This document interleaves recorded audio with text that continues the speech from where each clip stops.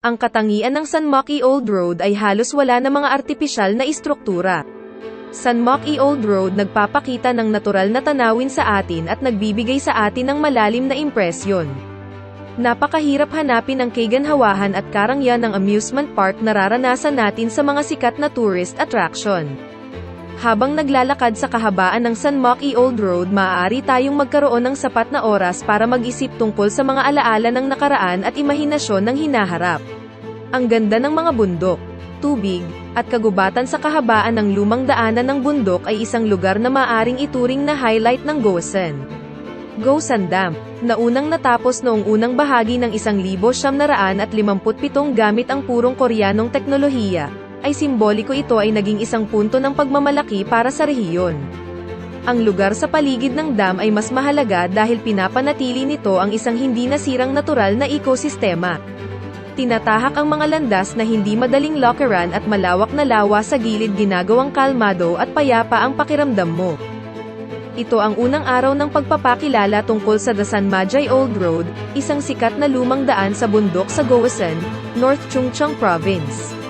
Plano naming ipakilala ito sa serye. Ito ay San Moque Old Road sa Gosen, North Chungcheong Province. Nangangahulugan ito ng isang kalsada na hinaharangan ng mga bundok. Dati ay medyo masungit na daan, ngunit sa kasalukuyan, ito ay mahusay na pinananatili bilang isang deck road, naglalaman ng masungit na lupain sa mga lugar, laban sa Gosen Dam, na itinayo noong unang bahagi ng 1957. Sinusundan nito ang Gosen Lake. Mula sa Saurang Village, Aseori, Gosen-gun sa isang bulubunduking nayon na matatawag na liblib na nayon sa bundok.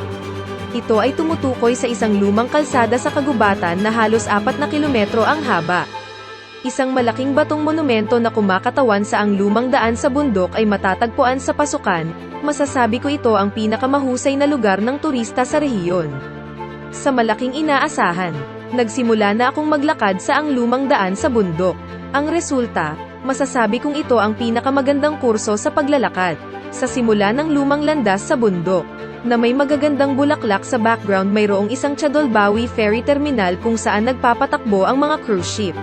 Ngayon, sa halip na pagsikat ng araw, tatangkilikin ko ang isang magandang palabas na fog, na lumilikha ng isang kapaligiran ng mga alaala. Maaari mong suriin ito sa iyong sarili.